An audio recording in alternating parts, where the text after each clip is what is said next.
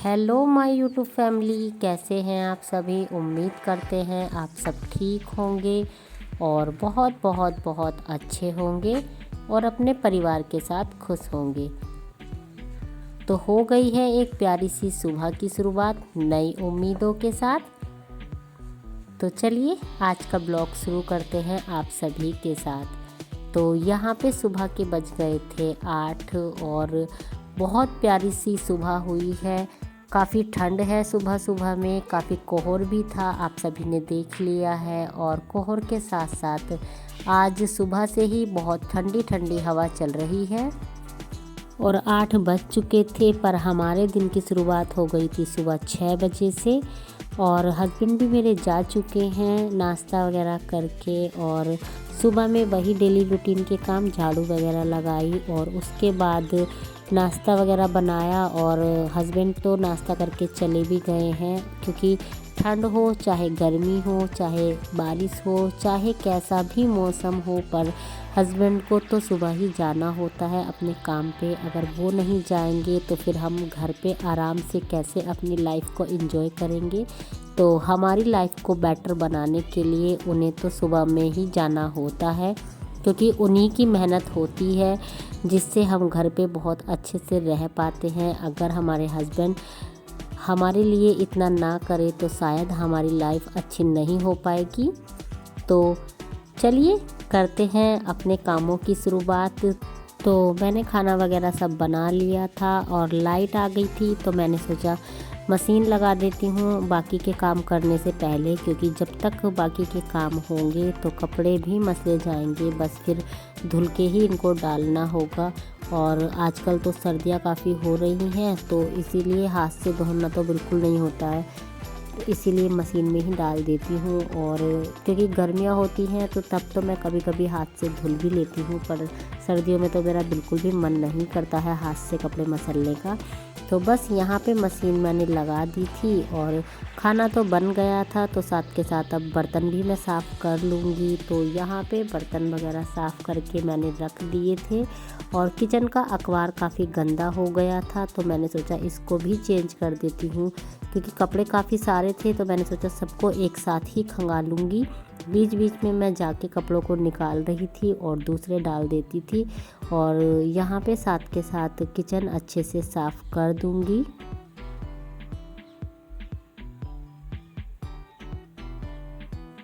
क्योंकि खाना तो किचन में डेली ही बनता है 2-3 बार, तो किचन भी साफ़ करना ज़रूरी होता है। वैसे तो अक्सर अखबार को चेंज कर देती हूँ, क्योंकि जिधर की साइड यूज़ होता है तो वो अखबार तो कुछ ज़्यादा ही गंदा हो जाता है, तो उसको तो मैं कभी कभी डेली भी चेंज कर देती हूँ, नहीं तो एक दिन छोड़ के एक दिन तो मुझे चेंज करना ही होता है।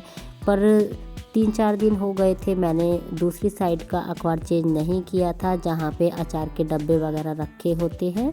तो मैंने सोचा सबको आज अच्छे से क्लीन कर देती हूँ। अभी कपड़े भी धुल रहे हैं और मौसम भी बस ऐसा ही हो रहा था। अभी सुबह सुबह तो लग नहीं रहा था कि धूप निकलेगी, पर बाद में काफ़ी अच्छी धूप हो गई थी।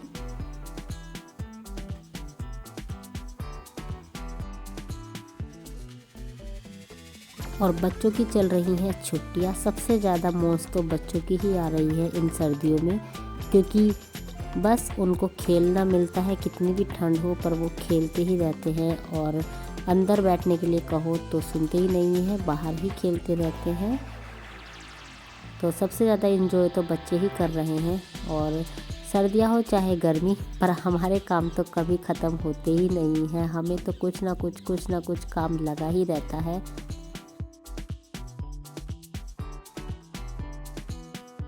और जो घर के काम होते हैं वो तो कभी ना ख़त्म होने वाले ही होते हैं। ये तो हर रोज़ एक नई सुबह होती है और हर रोज़ वही काम होते हैं। तो बस उन सभी कामों को हम किस तरह से मैनेज करते हैं ये हम सबको ही बहुत अच्छे से आता है।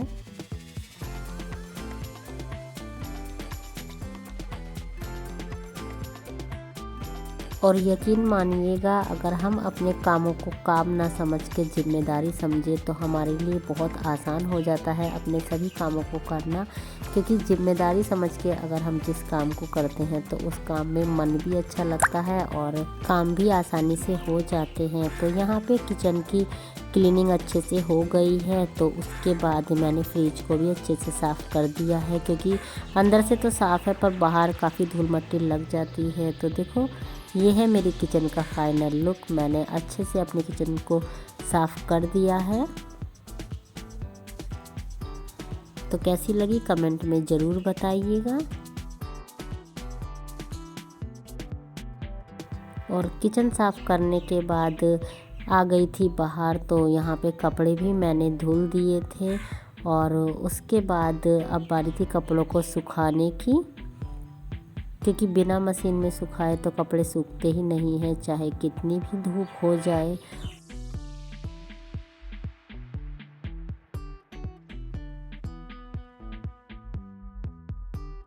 और देखो, कपड़े सूखने के लिए डाल दिए हैं और मुझे पता भी नहीं चला है। और बेटी कैमरे से दंगा कर रही है, कभी ऐसे हिला देती है कभी वैसे। और मुझे अभी पता चला है जब मैं वीडियो की एडिटिंग कर रही हूँ। और उसके बाद कपड़े तो डाल दिए थे सूखने के लिए और साथ के साथ पर्दे को भी इकट्ठा करके बांध दिया था। क्योंकि मौसम थोड़ा सा ठीक होने लगा था, तो मैंने सोचा अब खाट भी मुझे बाहर निकालनी थी। और ये कुछ कल के कपड़े थे जो सूख नहीं पाए थे, तो इनको भी मुझे फैलाना है। और यहाँ पे मैं सुखाने के लिए डाल दूँगी आंवले, क्योंकि मौसम थोड़ा सा ठीक होने लगा था, तो मैंने सोचा आंवले फैला देती हूँ। जितनी धूप लग जाएगी उतना ही अच्छा है। और घर का बाकी का सारा काम हो गया है, तो उसके बाद बारी थी आमलों को स्टीम करने की। तो बड़ा सा भगोना ले लिया है और इसमें डाल दिया है पानी और 2 कटोरियों को उल्टा करके रख दिया है, ताकि थाली अच्छे से रखी जा सके। और थाली में आमले करके रख दूंगी और फुल गैस कर दूंगी ताकि अच्छे से स्टीम हो जाए। तो फैमिली, दोपहर के बज गए हैं 12:30 और घर का मेरा सारा काम हो गया है। और आज मुझे आमले का अचार भी डालना है, तो वो भी मैंने सूखने के लिए रख दिए हैं। पहले आपको दिखाती हूँ। तो यहाँ पे आमले सूख रहे हैं और इनको मैंने ढक के रखा है धूप में, क्योंकि आज धूप तो काफ़ी अच्छी है पर हवा उससे भी ज़्यादा चल रही है। तो छत से कबाड़ आ रहा था, तो मैंने सोचा कभी धूल मट्टी इसमें गिर जाए, तो इसीलिए मैंने इसको ढक के रख दिया है। और शाम तक की धूप लगाऊंगी और उसके बाद डाल दूंगी अचार। और मैंने स्टीम होने के लिए भी आमले रखे थे, तो देख लेती हूँ वो भी हो गए हैं क्या। और अभी एक बार और स्टीम करने हैं, क्योंकि अभी काफ़ी सारे आमले रह गए हैं और एक ही साथ सारे आमले आए नहीं थे उसमें। तो जब तक दूसरे आमले स्टीम हो गए तब तक खाना भी खा लेती हूँ, क्योंकि 12:30 हो गए हैं और भूख भी काफ़ी तेज़ लग रही है। क्योंकि सुबह से चाय ही पीती और घर के काम इतने होते हैं कि समय ही नहीं मिलता है। तो चलिए पहले देख लेती हूँ कि स्टीम अच्छे से हो गए हैं क्या। और चलिए दिखाती हूँ आपको भी। तो देखो, काफ़ी अच्छे से आमले स्टीम हो गए हैं और काफ़ी गर्म है, तो इनको निकाल लेती हूँ पहले और मिलती हूँ आपसे थोड़ी देर में। आप ब्लॉग में कंटिन्यू रहिएगा। तो यूट्यूब फैमिली, देखो कितने अच्छे से आमले स्टीम हो गए हैं। और मैंने इस तरह से फोक की मदद से इनमें सभी में होल कर दिए थे, ताकि जब इनका हम मुरब्बा बनाएं तो ये अंदर तक मीठे हो जाएं। और देखो हाथ कितने गंदे हो गए हैं, कल आमले अचार के लिए भी कट किए थे तो उस वजह से।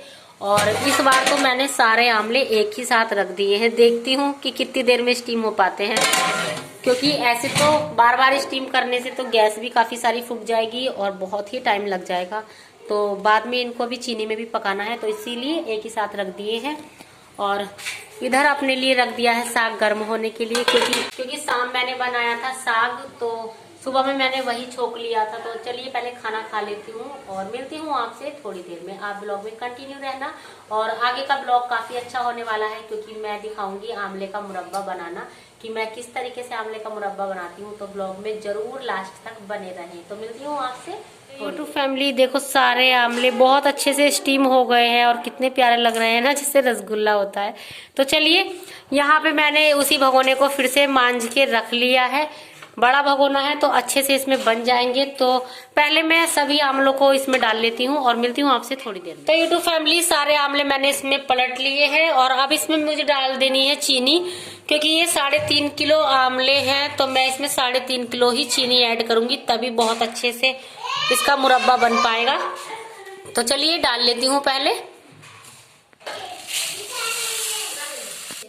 तो देखो, मैंने इसमें 3.5 किलो चीनी ऐड कर दी है और इसमें बस हल्का सा पानी डालूंगी ताकि ये चीनी अच्छे से मेल्ट हो जाए, क्योंकि काफी सारी है तो बिना पानी के मेल्ट नहीं होगी। तो चलिए डाल लेती हूँ। तो मैं इसमें हल्का सा डाल दूंगी पानी और गैस मैंने जला दी है। 1 गिलास पानी मैंने इसमें पूरा डाल दिया है और बस इसको मैं अब ढक के मेल्ट होने दूंगी ऐसे ही, और ये थोड़ी देर में खुद ही मेल्ट हो जाएगी। इसको ढक देती हूँ और पकने देती हूँ थोड़ी देर के लिए। और देखो, 5 मिनट बाद ही चीनी मेल्ट होनी शुरू हो गई है और बस हल्का सा मैंने इसको चला दिया है ताकि अच्छे से चीनी मेल्ट हो जाए। और हल्का ही चलाना है, बहुत हल्के हाथ से, क्योंकि स्टीम करे हुए आंवले हैं तो इसी वजह से, ताकि फूटे नहीं। और इसको फिर से ढक के पकने दूंगी। तो यूट्यूब फैमिली, अब देखो, इसको पकते हुए कम से कम 1 घंटा हो गया है और कितने अच्छे से चीनी मेल्ट हो गई है और बहुत अच्छे से ये पक गए हैं। और अभी इसकी चाशनी देख लेती हूँ।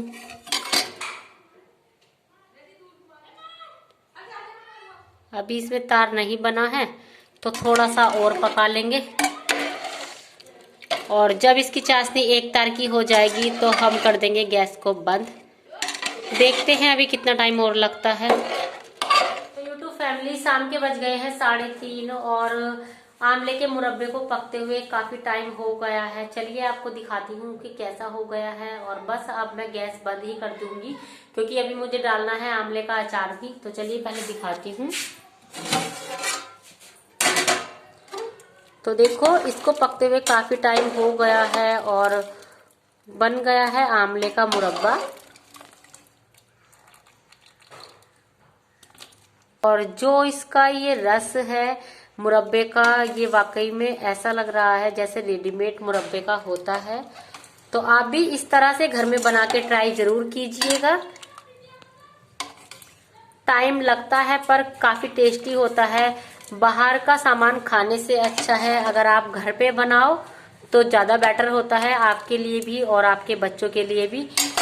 क्योंकि जब हम मार्केट की कोई चीज लाते हैं तो वो अच्छी तो लगती है पर पता नहीं कैसे कैसे बनती है। और अगर आप कोई चीज घर पे बनाते हो तो आपको पता होता है कि आपने किस तरीके से बनाया है और कितने पौष्टिक होते हैं आंवले, ये तो आपको बताने की जरूरत है ही नहीं। और सर्दियों में काफी अच्छे अच्छे आंवले आते हैं, तो आप आंवले खरीदिए और अचार बनाइए या फिर सब्जी बनाइए या फिर मुरब्बा, जो भी आप बनाना पसंद करते हो वो बनाइए। और जो खाना आपके बच्चे पसंद करते हैं वो जरूर बनाइएगा। और मार्केट में काफी अच्छे आंवले आ रहे हैं, आंवले से काफी सारी चीजें बनाई जा सकती हैं। और जो आपको और आपके बच्चों को पसंद हो वो तो आपको बना के जरूर ही बच्चों को खिलानी चाहिए और खुद भी खानी चाहिए, क्योंकि आपको तो पता ही है आंवला कितना अच्छा होता है अपनी सेहत के लिए, अपनी आंखों के लिए, बालों के लिए कितना अच्छा होता है आंवला। आंवले के तो फायदे इतने हैं कि गिनाते गिनाते ही उंगलियां कम पड़ जाएंगी, पर आंवले के फायदे खत्म नहीं होंगे। और तो चलिए, आंवले का मुरब्बा तो बनके हो गया है तैयार। बस अब इसको मैं ठंडा होने के लिए रख दूंगी और जब ये ठंडा हो जाएगा तो किसी डब्बे में भर के मैं इसको स्टोर कर लूंगी और काफी दिनों तक भी ये खराब नहीं होता है। और हमारे यहाँ पे तो आंवले का मुरब्बा सभी को बहुत पसंद है। तो इसीलिए काफ़ी सारा बनाया है। तो चलिए अब पहले डाल लेती हूँ आंवले का अचार, क्योंकि आंवले भी सूख गए हैं। तो बना लेती हूँ अचार और मिलती हूँ आपसे थोड़ी देर में। आप ब्लॉग में कंटिन्यू रहिएगा। तो चलिए डाल लेते हैं आंवले का अचार। और देखिए कितने अच्छे से आंवले हमारे सूख गए हैं। और सभी आंवलों को मैंने पलट लिया है परात में, क्योंकि जब हम अचार वगैरह डालते हैं तो परात में ही डालना चाहिए, क्योंकि काफ़ी अच्छे से इसमें मिल जाता है। और धूप बहुत अच्छी हो गई थी तो बहुत ही बढ़िया तरीके से आंवले सूख गए हैं। तो यहाँ पे डाल लिया है काफ़ी सारा धनिया पाउडर दरदरा पिसा हुआ। और उसके बाद डालूँगी इसमें सौंफ, इसको भी मैंने दरदरा पीसा है। तो डाल लेते हैं सौंफ का पाउडर। और आप मसालों को जितना दरदरा करके पीसते हो तो अचार में उतने ही मसाले अच्छे लगते हैं, क्योंकि ज़्यादा बारीक मसाले पिसे हुए अचार में अच्छे नहीं लगते हैं। तो इसीलिए जब भी आप अचार डालो तो मसाले साबुत मंगा के घर पे ही उनको दरदरा पीसो, तभी आपका अचार बहुत ही टेस्टी बनता है। तो उसके बाद मैंने डाल ली है यहाँ पे काफ़ी सारी हल्दी।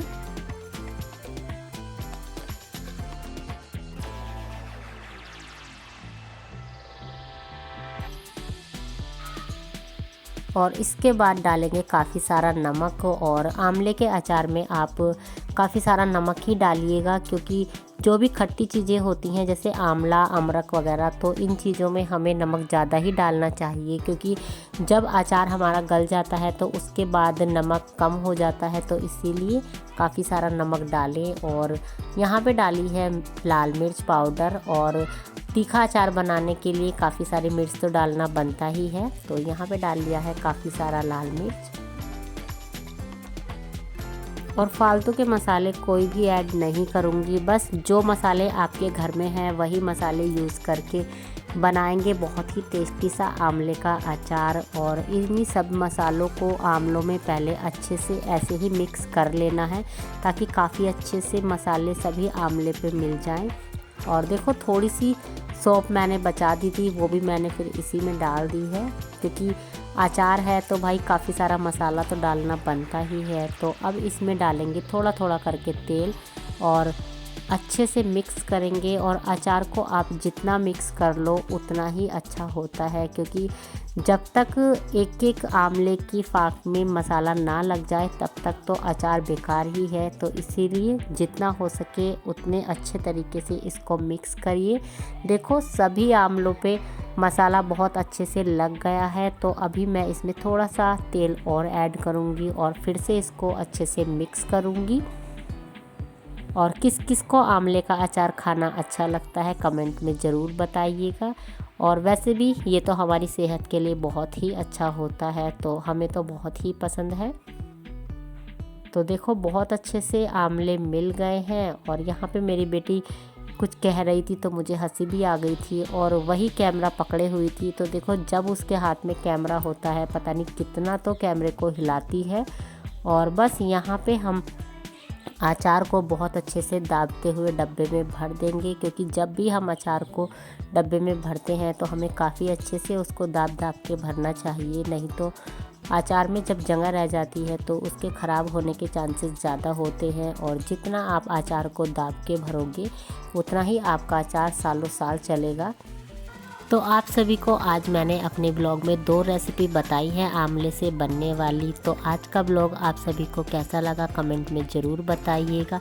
अगर अच्छा लगा हो तो लाइक कीजिए, और पसंद ना आया हो तो आप डिसलाइक भी कर सकते हैं, पर कमेंट ज़रूर कीजिएगा। तो यूट्यूब फैमिली शाम के बज गए हैं 4, और अब मैं कपड़े भी उतार लेती हूँ, क्योंकि अब ओस पड़नी हो गई है शुरू। क्योंकि जितनी धूप निकल रही है उतनी ही हवा भी चल रही है, और उतनी ही ज़्यादा सुबह शाम को ठंड होने लगी है। और वैसे अच्छा ही है, दिन में धूप निकल जाए तो काफ़ी अच्छा हो जाता है। धूप निकलने के बाद तो धूप नहीं निकलती है तो पता नहीं पूरा दिन भी ऐसे ही निकल जाता है, पता ही नहीं चलता है। और धूप की वजह से बहुत सारे काम हो जाते हैं। तो जैसे मैंने आज अचार वगैरह भी डाल लिया है, धूप निकल गई थी तो इसीलिए मैं डाल सकी हूँ, नहीं तो फिर धूप नहीं निकलती तो पता नहीं कैसे तो अचार डलता। तो चलिए, अगर आपको मेरा आज का ये छोटा सा ब्लॉग पसंद आया है तो प्लीज़ वीडियो को लाइक करें और चैनल को सब्सक्राइब ज़रूर कीजिएगा। मिलती हूँ आपसे कल एक नए ब्लॉग के साथ, तब तक के लिए बाय बाय।